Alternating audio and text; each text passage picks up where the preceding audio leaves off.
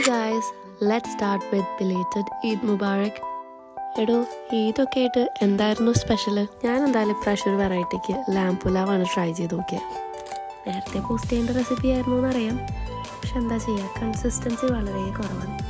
ശരിയാവുമായിരിക്കും അല്ലേ? ശരിയാവാതെ എവിടെ പോകാനാ? എന്തായാലും നമുക്കിപ്പോൾ റെസിപ്പിയിലോട്ട് കിടന്നാലോ. ഇപ്പോൾ ഈ ഇതിന് മിസ്സായെങ്കിലും നെക്സ്റ്റ് ഇതിന് അല്ലെങ്കിൽ എന്തെങ്കിലും സ്പെഷ്യൽ ഒക്കേഷൻ വരുമ്പോൾ ട്രൈ ചെയ്ത് നോക്കാൻ പറ്റിയൊരു ഈസി റെസിപ്പിയാണ്.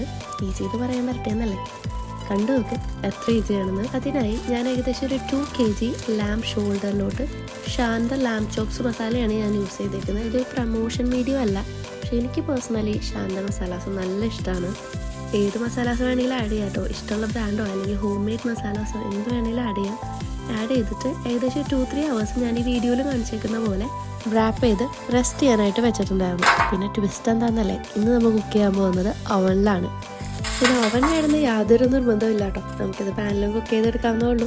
അപ്പോൾ നമുക്കൊരു ബേക്കിംഗ് ട്രേയിലോട്ട് താഴെ ഡിസ്ക്രിപ്ഷനിൽ കൊടുത്തേക്കുന്ന മസാലാസും കുറച്ച് ഗ്രീൻ ചില്ലീസും 2 ലാം സ്റ്റോക്ക് ക്യൂബും സോക്ക് ചെയ്ത് വെച്ചിരുന്ന സെല്ല ബസ്മതി റൈസും പിന്നെ 1 ഗ്ലാസ് റൈസിന് ഏകദേശം 1.5 ഗ്ലാസ് വെള്ളം ഞാൻ യൂസ് ചെയ്തിട്ടുണ്ട്.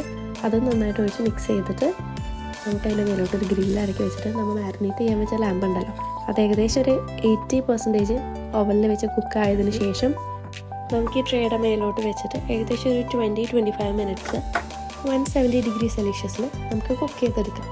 പിന്നെ ഓവനില്ലെങ്കിലും നമുക്ക് ഈസി ആയിട്ട് ഇത് പാനിലും ചെയ്തെടുക്കാവുന്നേ ഉള്ളൂ കേട്ടോ. അപ്പോൾ നമുക്ക് ലാസ്റ്റ് ആൻഡ് ഫൈനൽ സ്റ്റെപ്പിലോട്ട് കിടന്നാലോ. നമുക്ക് അതിനായിട്ട് കുറച്ച് ഗീയിലോട്ട് ഗ്രേറ്റ് ചെയ്ത് വെച്ചേക്കുന്ന ക്യാരറ്റും കുറച്ച് റൈസിൻസും അതുപോലെ ആൽമണ്ട്സും ആഡ് ചെയ്തിട്ട് നന്നായി റോസ്റ്റ് ചെയ്തിട്ട് ഒന്ന് ഗാർണിഷ് ചെയ്തെടുക്കാം. അത്രേ ഉള്ളൂ, സംഭവം റെഡിയായി. അപ്പോൾ എങ്ങനെയാണ്, എല്ലാവരും ട്രൈ ചെയ്ത് നോക്കല്ലേ?